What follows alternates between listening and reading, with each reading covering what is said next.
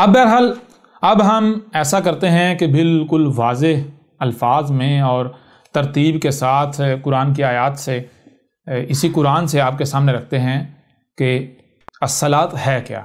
جب ہم اسی قرآن سے الصلاۃ کو آپ کے سامنے رکھیں گے اور ہر پہلو سے ہر لحاظ سے کھول کھول کر سامنے رکھیں گے تو پھر یہ جو نماز ہے اس کا دجل مزید چاک ہو جائے گا، کیونکہ انہوں نے نماز کہاں سے اخذ کی؟ روایات سے۔ دلیل کیا؟ دلیل ایسی قرآن میں الصلاۃ کا حکم تو ہے، تفصیلات نہیں ہیں، تو اس وجہ سے ہم نے جو ہے وہ غیر قرآن سے رجوع کیا۔ لہٰذا اگر قرآن سے الصلاۃ کا نہ صرف ذکر بلکہ تفصیلات ملتی ہیں تو ان کا یہ عذر، یہ بہانہ، یہ دلیل ختم ہو جاتی ہے، لہٰذا ان کو واپس پلٹنا پڑے گا۔ اس کے باوجود اگر یہ نہیں پلٹتے، یہ نماز کو ترک نہیں کرتے تو یہ مجرم کے مجرم رہیں گے، پھر انہیں دنیا کی کوئی طاقت جو ہے عذاب سے نہیں بچا سکتی، نہ ہی ان کے اوپر کوئی رحم، کوئی ترس کھایا جائے گا۔ لہٰذا اب جو ہے وہ آتے ہیں قرآن کی طرف، اور قرآن سے جو الصلاۃ کیا ہے اس کی تفصیلات کھول کھول کر آپ کے سامنے رکھتے ہیں۔ تو اس کے لیے سب سے پہلے آئیں ہم بات کرتے ہیں لفظ الصلاۃ پر۔ لفظ الصلاۃ اس کے معنی کیا ہے؟ ٹھیک ہے، اس کو ہم بورڈ کے اوپر آپ کے اوپر واضح کرتے ہیں۔ آئیں بورڈ کی طرف۔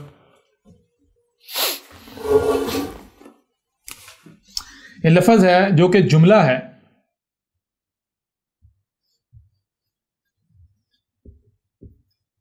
الصلاۃ جملہ ہے الصلاۃ۔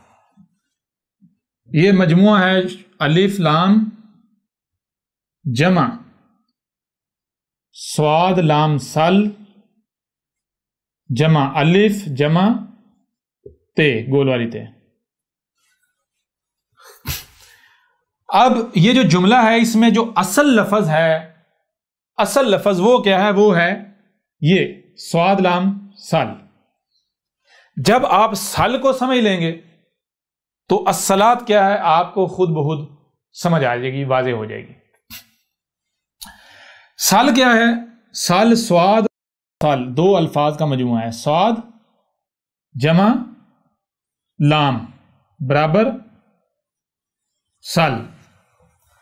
اچھا، آپ جو حروف تہجی ہیں وہ آپ جان چکے ہوئے ہیں، اگر آپ نہیں ابھی آتا اگر نہیں انہوں نے جانا تو اس کے لیے آپ ایسا کریں، جو حروف تہجی ہے جو زبانیں کیسے وجود میں آئیں وہ جو نشست ہے اسے سنیں، اس میں حروف تہجی جو ہے وہ ڈیٹیل کے ساتھ واضح کی گئی۔ حروف تہجی کیا ہے؟ ایک ایک حرف کے جو ہے میننگز جو کھول کر واضح کیے گئے۔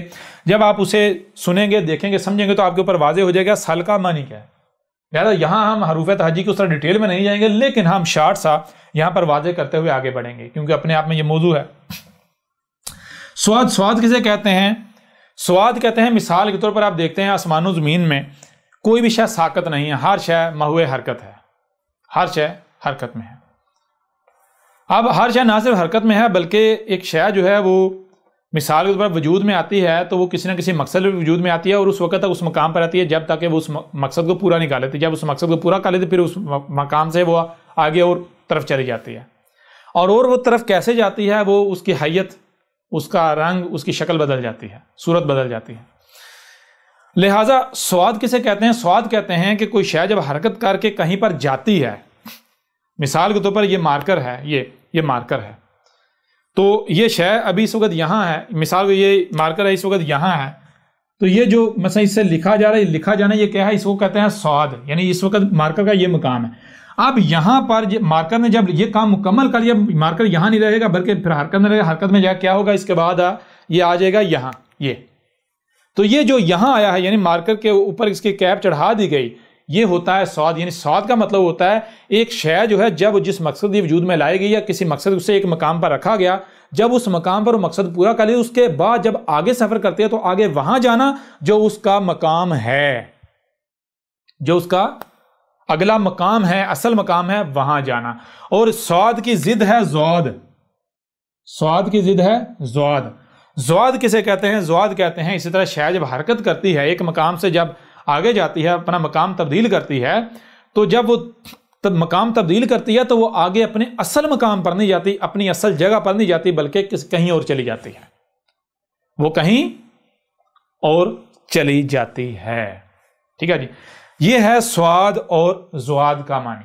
سواد کا معنی کیا ہے؟ سواد کا معنی ہے کوئی شے جب سفر کر کے اپنی منزل پر پہنچتی ہے تو وہیں پہنچنا جو اس کی اصل منزل ہے، جو اس کا مقام ہے، اور زواد کہتے ہیں شے کا وہاں نہ پہنچنا بلکہ کہیں اور پہنچنا. اور پھر دوسری چیز آگے آ جاتا ہے لام. آگے آ جاتا ہے لام. لام کا معنی کیا ہے یہ آپ کے اوپر واضح کیا تھا. لام کہتے ہیں مثال کے طور پر کوئی شے جب بنتی ہے تو کیسے بنتی ہے؟ پہلے مختلف اشیاء جو ہیں وہ سفر کرتی آتی ہے، اس کا میٹیریل ہے وہ میٹیریل سفر کرتا ہوا آتا ہے، حرکت کرتا ہوا آتا ہے. اور صرف میٹیریل اشیاء حرکت نہیں کرتی بلکہ ایک وقت آتا ہے وہ پروسیس کر کے ایک شے بن جاتی ہے. تو یہ جو اشیاء کا مختلف حرکات و سکنات کرتے ہوئے پروسیس کرتے ہوئے آگے بڑھنا، یعنی آگے حرکت کرتے ہوئے آنا اور کسی مقام پر پروسیس کو شے بن جانا، اس کو کہتے ہیں لام. ٹھیک ہے نا. تو یہ سواد اور لام سل جب ان دونوں کو یعنی جوڑیں گے تو یہ بنے گا سل. سواد جمع لام جوڑیں گے تو یہ کیا بنے گا؟ سل. سل کا معنی کیا بنے گا؟ سل کا معنی یہ بنے گا کہ ایک شے جو ہے، یہ شے جہاں پر ہے یہ اپنے مقصد پر ہے. جب اپنے مقصد اپنے مقام پر ہے، اپنے مقصد کو پورا کر رہی ہے جس مقصد کے لیے اسے وجود میں لایا گیا، جب یہ اپنے مقام پر ہے اپنے مقصد کو پورا کر رہی ہے، جب یہ مقصد پورا کر لیا اس نے اپنا مقام تبدیل کرنے آگے جانا ہے تو پھر یہ آگے جائے گی. تو آگے کہاں جائے گی؟ پھر سواد بن جائے گی، اپنے مقام پر جائے گی. پھر لام ہوگا یعنی پروسیس ہوگی، پھر سواد بنے گا، پھر لام پروسیس، پھر سواد بنے گا. یعنی یہ آپ کو تسلسل ملے گا کائنات کے اندر، نیچر کے اندر، رب کے اندر. لیکن اگر اب اس دوران اگر کسی بھی شے کو آپ سواد کی بجائے زواد کر دیتے ہیں، مثال کے طور پر آپ کے پاس اختیار ہے، آپ کے پاس اختیار ہے، ایک شے ہے، اس کا اصل مقام یہ ہے، آپ اس کا مقام مثال کے طور پر لکھا ہے، جب لکھا ہے مارکر دیکھیں اس سے لکھ رہے ہیں تو یہ سواد ہے، لکھ رہے ہیں. اب جب مارکر کو یہاں سے ہٹایا واپس مقام پر لے کے آئے تو واپس کیا کرنا ہے؟ اس کو کیپ چڑھانی، یہ ہے سواد. لیکن آپ سواد نہیں کرتے، یعنی اس کو اس کے مقام پر نہیں لاتے بلکہ آپ اسے کھلا چھوڑ دیتے ہیں. کھلا چھوڑ دیا، یہ کیا ہو گیا؟ یہ ہو گیا زواد. زواد کا مطلب جو اس کا اصل مقام ہے وہاں نہیں اس کو لایا گیا. تو جب زواد یعنی اس کا مقام بدل دیا ہے، زواد بنا دیا، تو پھر پروسیس تو اس نے ہونا ہے نا، پروسیس تو نہیں رکے گا، پروسیس تو جاری رہے گا، سفر تو جاری رہے گا. اب جب سفر جاری رہے گا تو پھر یہ سواد نہیں بنے گا، یعنی پھر یہ مارکر نہیں رہے گا، پھر یہ لکھنے کا قابل نہیں، پھر یہ کہیں اور چلا جائے گا، یہ خراب ہو جائے گا. یعنی پھر کیا ہوگا؟ یہ سوکھ جائے گا، خشک ہو جائے گا. یہ کیا ہو گیا؟ پھر یہ سواد کی بجائے زواد ہو جائے گا، زل ہو جائے گا. پھر یہ سال نہیں ہوگا بلکہ زل ہوگا. سال اس وقت تک رہے گا جب تک سال رہے گا، یعنی سواد لام سواد لام سواد لام سواد لام. اگر کہیں پر آپ نے زواد کر دیا تو پھر زواد لام زواد لام زواد لام ہوتا پھر زواد لام کا انجام کیا ہے اور سواد لام کا جو ہے منزل کیا ہے، یہ آپ کے اوپر جو ہے بالکل واضح ہو جانی چاہیے. مثال کے طور پر اگر غور کریں، اگر آپ ایک کام کر رہے ہیں اور پرفیکٹ کر رہے ہیں، ہر شے کو اس کے مقام پر رکھ رہے ہیں، جب ہر شے سواد ہو رہی ہے، سواد لام اشیاء لائی جا رہی ہیں، پروسیس کی جا رہی ہیں، لائی جا رہی ہیں، پروسیس کی، سواد لام ہو رہا ہے، یعنی بالکل پرفیکٹ پرزے بنتے جا رہے ہیں، اس طرح پروسیس ہوتے جانے پر تو ایک وقت آئے گا بہترین شے بن جائے گی، آپ منزل پر پہنچ جائیں گے، پرفیکٹ منزل پر. ٹھیک ہے، فائدہ ہی فائدہ. لیکن اگر آپ کہیں پر آپ نے خرابی کر دی، یعنی کسی شے کا مقام تبدیل کر دیا، آپ نے سواد بجائے زواد کر دیا، تو نتیجہ کیا نکلے گا؟ نتیجہ نہیں نکلے گا، وہ شے زل یعنی کسی اور طرف چلی جائے گی، زواد کی طرف، خرابی کی طرف چلی جائے گی. یعنی سواد لام ہوگا، سواد لام، جب تک سواد لام ہوگا تو ہر شے پرفیکٹ ہوگی، اصلاح ہوگی، پرفیکشن ہوگی. اور اگر زواد لام ہو جائے گا جسے کہتے ہیں زل، تو زل کا مطلب کیا تھا؟ خرابی ہو جانا، اس سے پھر خرابی ہونا شروع ہو جائے گی. تو یہ ہے سل کے معنی.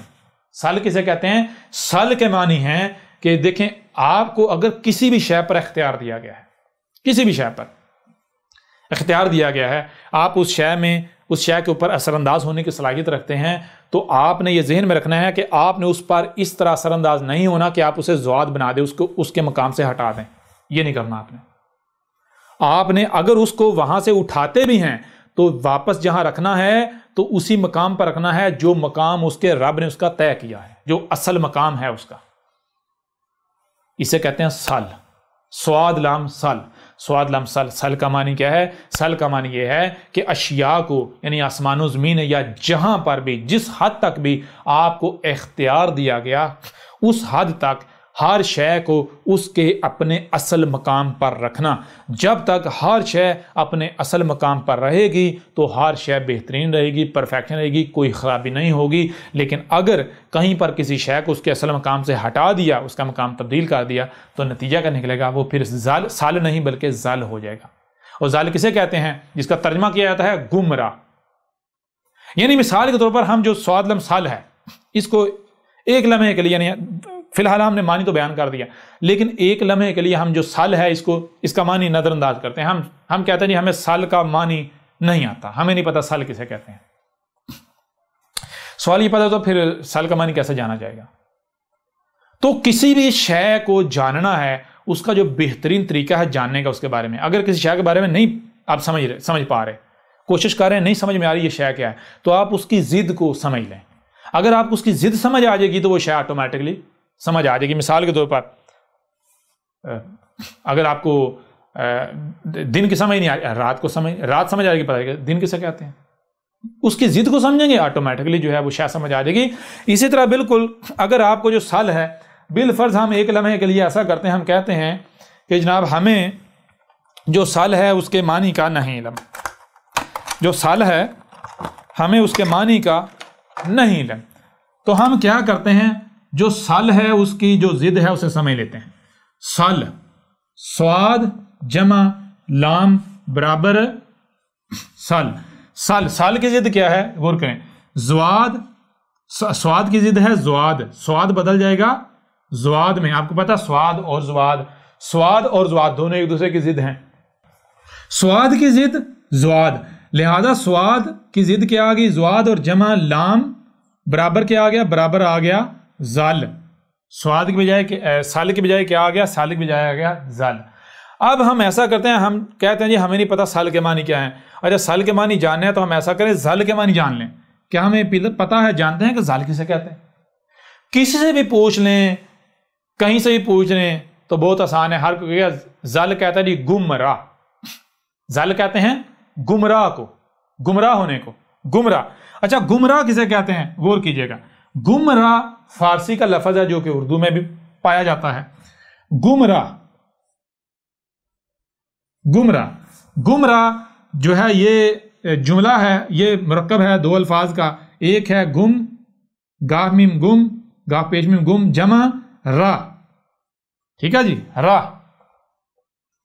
راہ جسے اردو میں کہتے ہیں رستہ، ٹریک، لائن، وہ لائن جس کے اوپر ٹریول کرنا ہوتا ہے، سفر کرنا جس کے اوپر چلنا ہوتا ہے. تو یہ اب گمراہ کا مطلب کہتا ہے، گمراہ کا معنی ہوتا ہے راہ سے، رستے سے، ٹریک سے جو لائن ہے اس سے گم ہونا، وہاں پر نہ ہونا. مثال کے طور پر ایک شے جو ہے میں نے یہاں رکھی، میں نے یہ شے یہاں رکھی. اب مجھے اس شے کی تلاش ہے، ضرورت ہے، میں آتا ہوں، یہ شے یہاں نہیں، یہاں سے گم ہو چکی ہوئی ہے، یہ شے یہاں پر نہیں ہے. اسے کہتے ہیں گم راہ ہونا. راہ کسے کہتے ہیں؟ راہ بالکل آسان ہے، آپ کو بتایا آسمان و زمین، ہر شے جو ہے وہ سفر میں ہے، ہر شے چل رہی ہے. تو کوئی بھی شے جس ٹریک پر، جس لائن پر، جس پیٹرن پر چل رہی ہے اسے کہتے ہیں راہ. اور عربوں کی زبان میں کہتے ہیں صراط. ٹھیک ہے جی، صراط، راہ. تو غور کیجئے گا، گمراہ یعنی جو صراط ہے، کون سے صراط؟ صراط مستقیم، یعنی وہ صراط، وہ لائن، وہ رستہ جس کے اوپر قائم رہنا ہے، جس کے اوپر ڈٹنا ہے، جس کے اوپر چلنا ہے. جیسے سورج کی اپنی لائن ہے، چاند کی اپنی لائن ہے، درختوں کی اپنی لائن ہے، بادلوں کی اپنی لائن ہے، یعنی ہر مخلوق کی اپنی اپنی لائن ہے، ڈائریکشن. ایک جو ہے وہ صراط ہے، ایک راہ ہے. ہر مخلوق اپنی اپنی راہ پر چل رہی ہے، اپنی جو ہے وہ منزل کی طرف رواں دواں ہے. تو اسی طرح گمراہ کہتے ہیں کہ ایک شے، ایک مخلوق یا کوئی بھی وجود، کوئی شے جو ہے یا کوئی بات جو ہے وہ اپنی لائن پر نہیں ہے. جب ہم اسے دیکھیں تو وہ کہاں ہمیں ملتی ہے، وہ وہاں سے گم ہے، وہاں سے غائب ہے، وہاں نہیں ہے. جب وہاں نہیں ہے تو ظاہر بات ہے کہیں اور ہے. شے موجود ہے، شے موجود ہے، رستے پر نہیں ہے، جو اس کا اصل مقام ہے وہاں پر نہیں ہے. جب شے موجود ہے، اپنا وجود رکھتی ہے، لیکن وہ اپنے مقام پر نہیں ہے، تو پھر کہاں ہے؟ وہ وہاں ہے جو اس کا مقام نہیں ہے، وہ کسی اور مقام پر ہے، کسی دوسرے مقام پر ہے. تو جب کوئی بھی شے اپنے مقام پر نہیں ہوگی، کسی دوسرے مقام پر ہوگی. مثال کے طور پر مشین کے اندر ایک پرزہ ہے، اگر ایک پرزہ اپنے مقام سے، یعنی اپنا مقام چھوڑ کر کہیں اور انجن میں، مشین کے کسی اور حصے میں چلا جاتا ہے، ٹوٹ کر، الگ ہو کر، تو اس سے کیا ہوگا؟ مشین صحیح رہے گی، سلامت رہے گی، یا مشین تباہ ہوگی، خرابیاں ہوں گی؟ جی بہت آسان سا جواب ہے بھائی، مشین میں خرابیاں ہوں گی، مشین تو تباہ ہو جائے گی.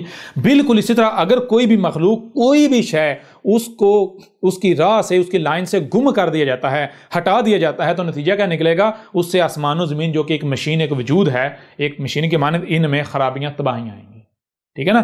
تو لہٰذا سال کی ضد کیا ہے؟ زل. زل کہتے ہیں گمراہ ہونے کو. گمراہ کا مطلب کیا ہے؟ گمراہ کا مطلب یہ ہے کہ ایک شے، ایک وجود یا کوئی بھی شے جو اپنی لائن پر نہیں ہے، جو اپنے مقام پر نہیں ہے، اگر وہ اپنی لائن پر، اپنے مقام پر نہیں ہے تو اس کا نتیجہ کیا نکلے گا؟ نتیجہ یہ نکلے گا وہ خرابیاں کر رہی ہے، وہ تباہیاں مچا رہی ہے، اس سے تباہیاں ہو رہی ہیں، خرابیاں ہو رہی ہیں. ٹھیک ہے جی، یہ ہے زل کا معنی. اب جب زل جو ہے اس کا معنی یہ ہے اور زل ضد ہے سل کی، تو پھر سل کا معنی کیا ہے؟ بالکل واضح ہوتا ہے. سل کہتے ہیں کسی بھی شے کا یا ہر شے کا جو اس کا مقام ہے، جو اس کی لائن ہے، اس کے اوپر ہونا، یعنی صراط مستقیم پر ہونا. جب ہر شے، ہر مخلوق، ہر بات اپنے مقام پر، اپنی راہ پر ہوگی، اپنی لائن پر ہوگی، تو پھر کیا ہوگا؟ پھر اگر کہیں کوئی خرابی ہوگی بھی تو وہ بھی دور ہو جائے گی. پھر یعنی جہاں تک سال ہوگا، جہاں تک آپ کے جسم میں سال ہوگا تو آپ کا جسم بہترین ہوگا، آسمان و زمین میں سال ہوگا تو آسمان و زمین جو ہے وہ بہترین ہوں گے، کہیں پر بھی کوئی خرابی نہیں ہوگی. ٹھیک ہے، یہ ہے جناب سال کا معنی. سال کسے کہتے ہیں؟ سال کہتے ہیں آسان الفاظ میں، سال کہتے ہیں جو کچھ بھی ہے، ہر شے کا اس کے اپنے مقام پر ہونا، جس سے کیا ہوگا؟ پھر نتیجہ کا نکلے گا، نتیجہ کوئی خرابی نہیں ہوگی، کوئی خرابی نہیں ہوگی، کسی قسم کی کوئی بگاڑ پیدا نہیں ہوگا.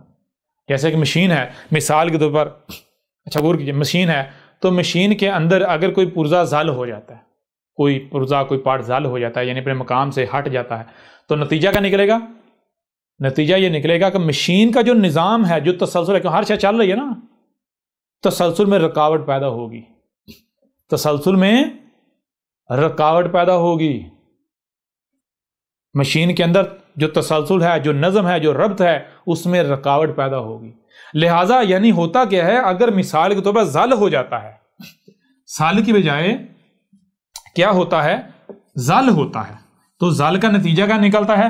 زل سے ہوتا ہے فساد.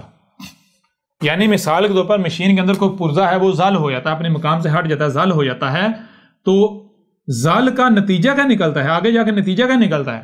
زل سے نتیجہ یہ نکلتا ہے کہ مشین جو ہے اس میں خرابی ہو جائے گی، اس کے اندر جو نظم ہے، جو ربط ہے، جو تسلسل ہے، اس میں رکاوٹ پیدا ہوگی، رکاوٹ بڑھتی بڑھتی بڑھتی مشین جو ہے وہ تباہ ہو جائے گی. ٹھیک ہے جی، تو جب زال ہی رہے، اس کو سال نہ کیا جائے، تو نتیجہ یہ نکلتا ہے فے سین دال، فساد ہو جاتا ہے. فساد کس سے ہے؟ فساد اس کے یہ دو ذرائع سے آتا ہے فساد. نمبر ایک ذریعہ ہے فے جمع سین صد، فے جمع سین صد برابر فساد. فے کہتے ہیں پس جو کہا جا رہا ہے، یعنی ایسا ہی ہے، جو ہو رہا ہے، کوئی دو رائے نہیں ہے. ٹھیک ہے، اور صد کسے کہتے ہیں؟ سین دال صد. صد کہتے ہیں رکاوٹ کو. صد کہتے ہیں اگر کوئی تسلسل ہے، نظام چل رہا ہے، اس میں رکاوٹ آ جانا، صد کہتے ہیں رکاوٹ. فاسد کا معنی ہوتا ہے پس رک جانا، پس رکاوٹ کا ہو جانا.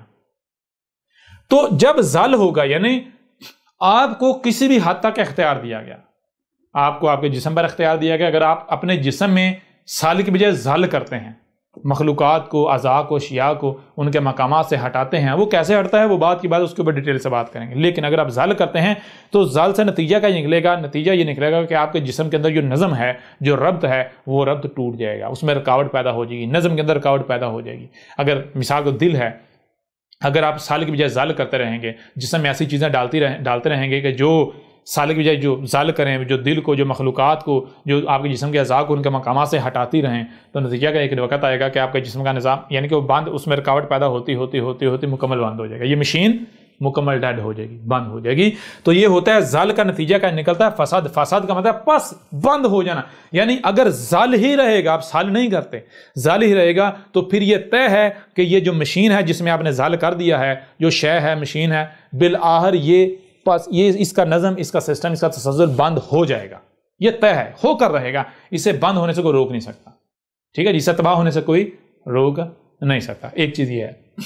پھر دوسرا جو فساد ہے، فساد آتا ہے فے سین جمع صد. فاس اور صد. صد کا معنی آپ پہلے جان چکے ہوئے ہیں، اور صد کا معنی آپ پہلے جان چکے ہوئے. فاس کا معنی کیا ہے؟ فاس کہتے ہیں یعنی کہ شے کو اس کے مقام سے ہٹا دینا، ادھر ادھر کر دینا. کہیں مثال کے طور پر ایک شے کا مقام یہ ہے اس کو کہیں آگے لے جانا، کہیں پیچھے لے جانا، ٹھیک ہے نا، ایسے کر دینا.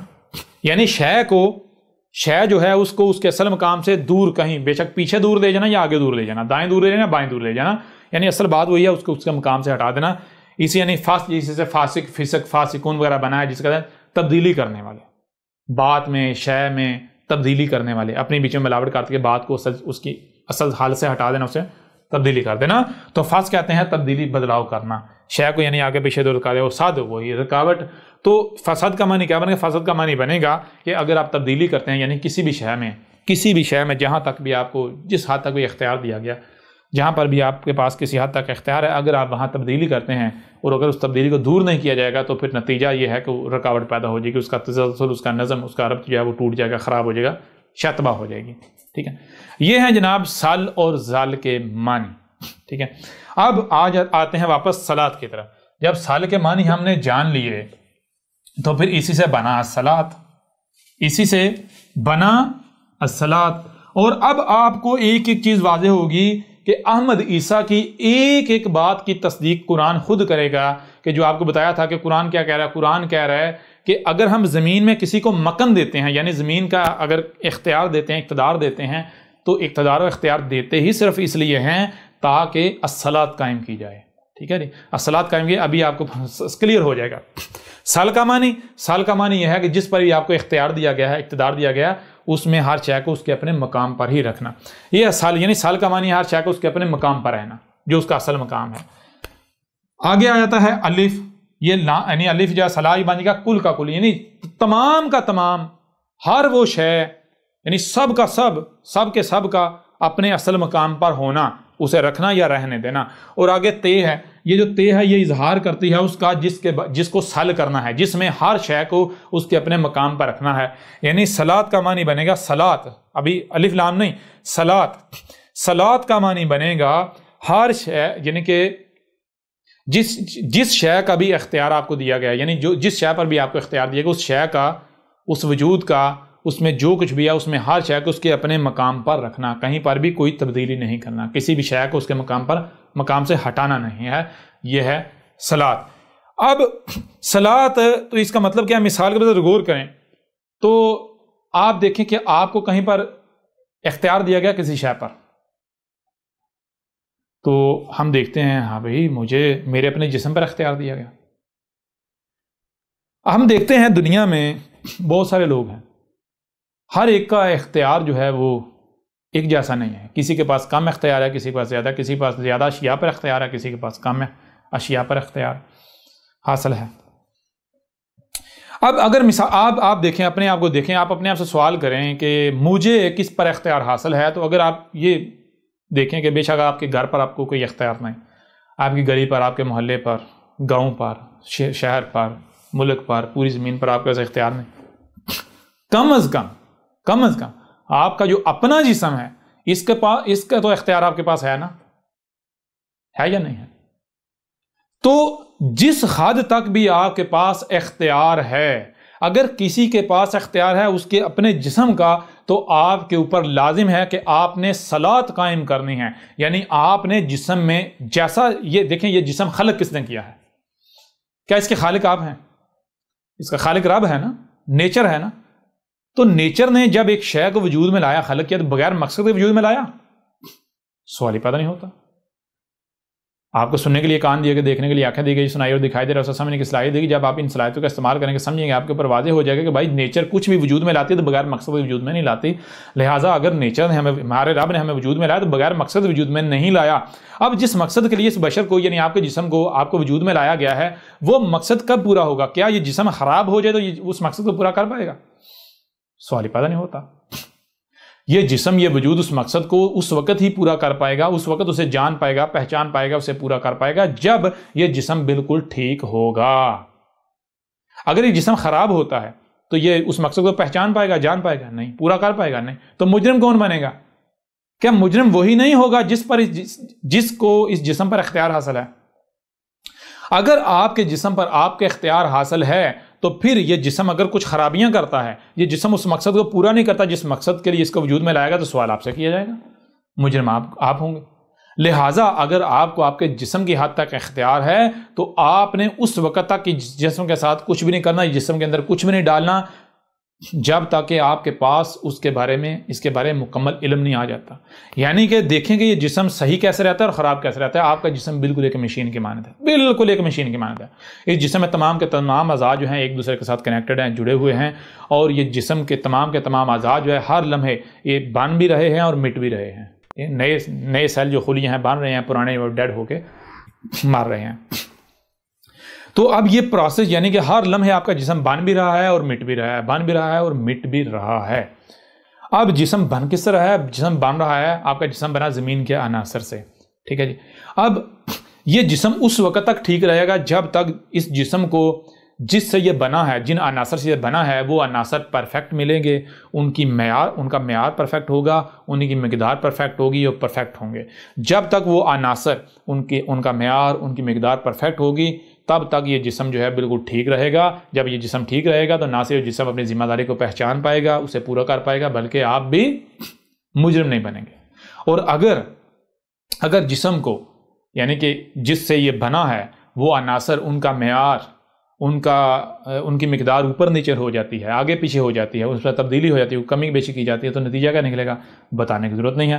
جسم کے اندر جو ہے وہ پھر ظاہر بات ہے اگر خراب شے ڈالیں گے، جن مٹیریل جو ہے وہ نامکمل ڈالیں گے، خراب مٹیریل ڈالیں گے، تو خراب مٹیریل سے وہی بنے گا نا جو مٹیریل ہے، جسم بھی خراب بنے گا، جسم کے اندر خرابیاں پیدا ہونا شروع ہو جائیں گی۔ نتیجہ کیا نکلے گا؟ نتیجہ یہ نکلے گا جسے آپ کہتے ہیں بیماریاں۔ اور بیماریاں صرف وہ نہیں ہوتی جو فزیکلی ہوتی ہیں، بیماریاں آپ یعنی کہ آپ کو پتہ ہی نہیں کہ آپ جو سوچتے ہیں یہ سوچنا کیا ہے، سوچنا، سمجھنا، احساسات، جذبات، یہ کیا ہیں؟ یہ جو آپ کھاتے ہیں اسی سے ڈیولپ ہوتے ہیں، ٹھیک ہے نا۔ جیسا آپ کھاؤ گے آپ کے اندر ویسے احساسات، ویسے جذبات، ویسی سوچیں، ویسی فکریں ڈیولپ ہوں گی۔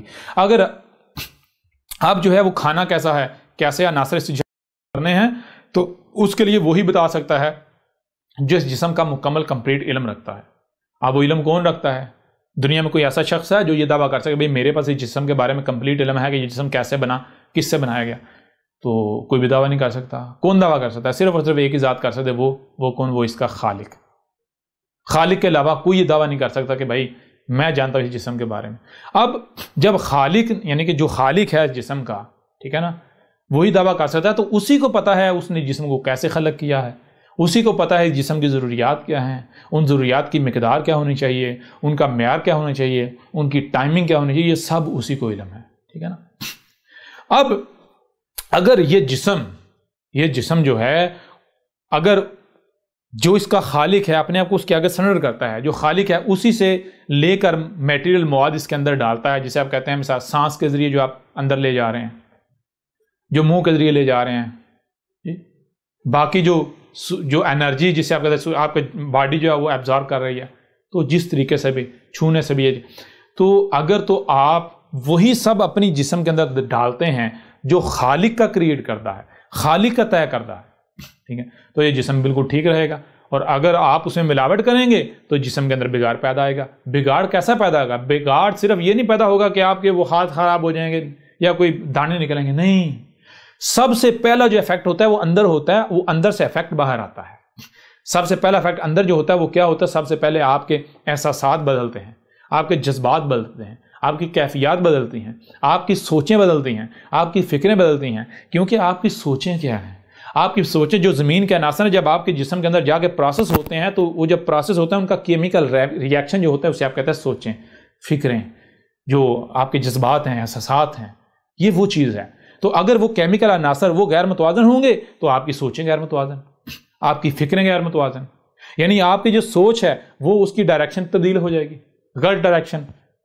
اگر آپ نے یعنی کہ زل کیا باہر سے جو عناصر جس جسم میں ڈالنے ہیں، اگر آپ نے وہ عناصر جسم میں ڈالے جو اس جسم کی ضرورت نہیں ہے، یا ان میں تبدیلی کر دی، ان کو بگاڑ دیا، ان کو ادھر ادھر کر دیا، ان کے مقام سے ہٹا دیا، ان کا معیار تبدیل کر دیا، ان کا جو معیار کا مقام ہے اس سے ہٹا دیا، مقدار کے مقام سے ہٹا دیا، مقدار کے مقام سے معیار کے مقام سے ہٹا دیا، وقت کے جو ہے وہ مقام سے ہٹا دیا، آپ نے زل کر دیا، تو نتیجہ یہ نکلا آپ کی باڈی جو ہے، آپ کا جسم بھی، باڈی بھی زل ہو جائے گی۔ سب سے پہلا اثر کیا مرتب ہوگا؟ سب سے پہلا اثر یہ مرتب ہوگا کہ جب آپ کے وہ عناصر آپ کے جسم میں جائیں گے، وہ پروسیس ہوں گے تو وہ کیا ہوگا، اس سے دو طرح کی انرجی جو ہے وہ پروڈیوس ہوگی. وہ انرجی جب آپس میں ملے گی، ریئیکٹ کرے گی، تو اسے آپ کہتے ہیں سوچنا، دیکھنا، سننا، محسوس کرنا، جذبات، احساسات، فیلنگز. ٹھیک ہے نا. تو سب سے پہلے آپ کی سوچیں، آپ کے احساسات، آپ کے جذبات، یہ سب آپ کا بگڑ جائے گا.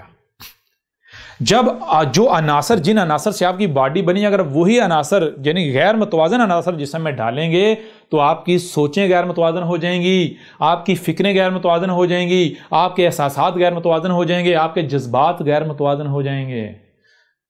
سوچوں کا غیر متوازن ہونا کیا ہے؟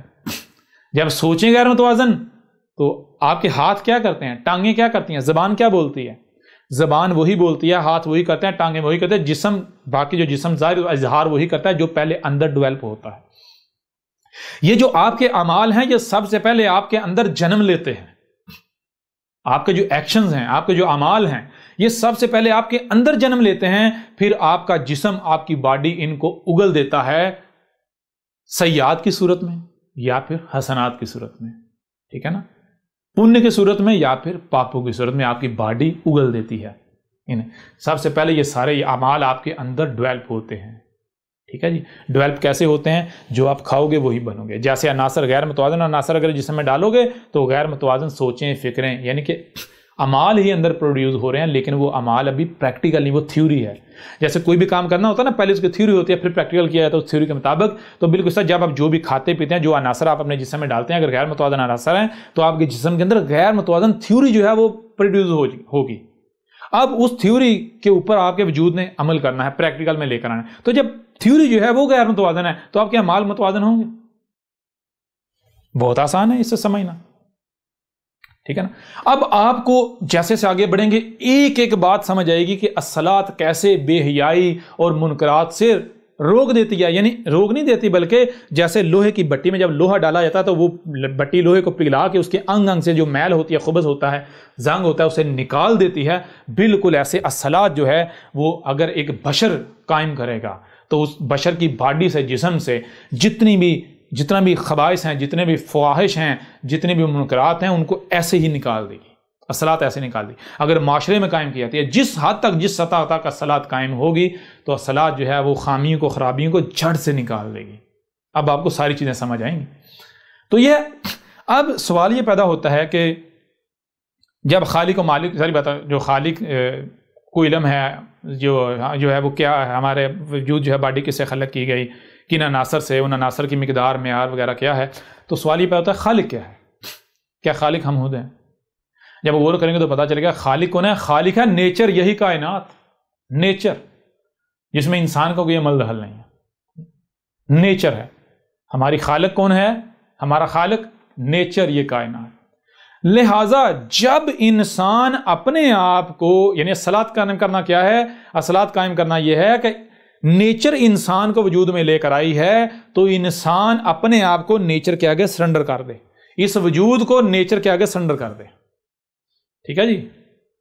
جو نیچر فراہم کرے گی وہی انسان اس میں بغیر کسی قسم کی تبدیلی کے وہی اس جسم میں ڈالے. جب انسان وہی ڈالے گا اور اتنا ہی ڈالے جتنا ضرورت ہے تو پھر یہ جو آپ کی باڈی ہے اس کی سوچیں پاک ہو جائیں گی، فکریں پاک ہو جائیں گی. ٹھیک ہے جی. آپ کے اعمال پاک ہو جائیں گے، آپ کی باڈی ہر لحاظ سے پاک ہو جائے گی، آپ کی سوچیں پرفیکٹ. جب آپ کا رزق متوازن ہوگا، متوازن رزق صرف نیچر فراہم کر سکتی ہے.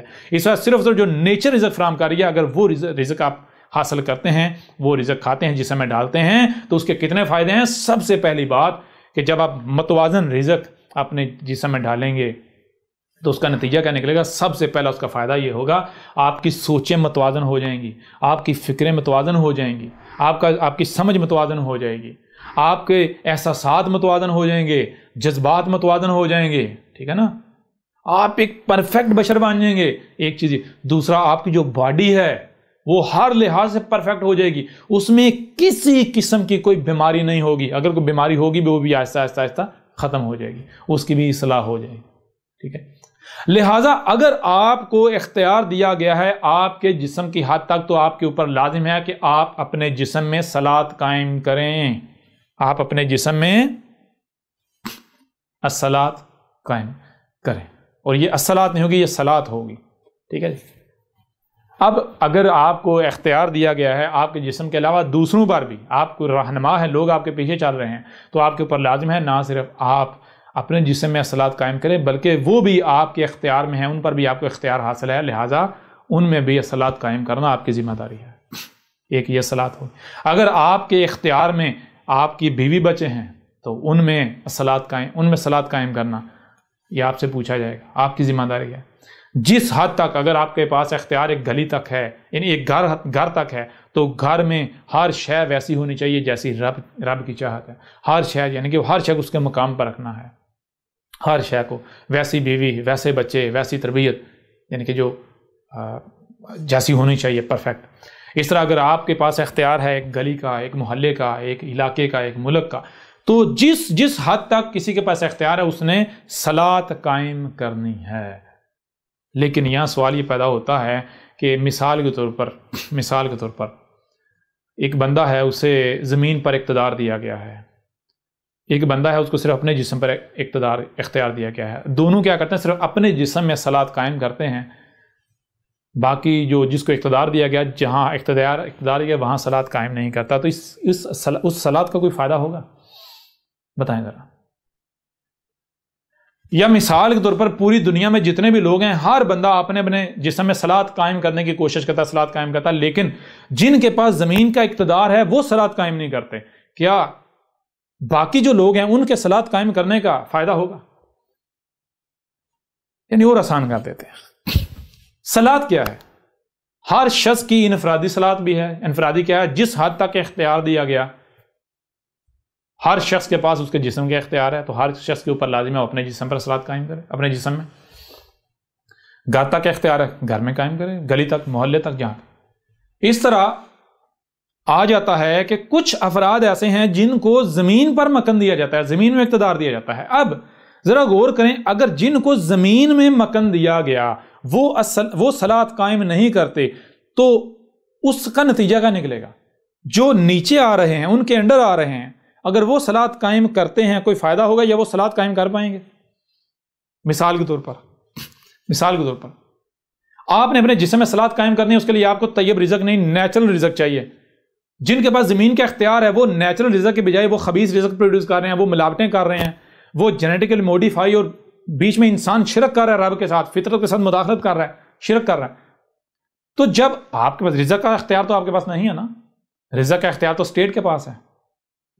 جس فضا میں آپ سانس لے رہے ہیں، اس فضا کو آپ تو نہیں صاف رکھ سکتے، اس فضا کا اختیار تو اسٹیٹ کے پاس ہے نا۔ جو اسٹیٹ پالیسی اختیار کرے گی، جس کے پاس اقتدار ہے، جو پالیسی وہ اختیار کرے گا، تو ویسی فضا ہو جائے گی، ویسا ماحول ہوگا، ویسا کلچر ہوگا، ویسی سوسائٹی ہوگی۔ اب جن کے پاس زمین کا اختیار ہے، زمین کا اقتدار ہے، جن کو زمین میں مکان دیا گیا، اگر وہ ہر شے کو اس کے مقام پر نہیں رکھتے، اس مقام پر، جس مقام پر رکھنا چاہیے، جو پرفیکٹ مقام ہے، جو نیچر کا طے کرتا ہے، رب کا، وہ ایسا نہیں کرتے، تو باقی جتنے بھی لوگ ہیں وہ انفرادی طور پر صلاۃ قائم کر سکیں گے؟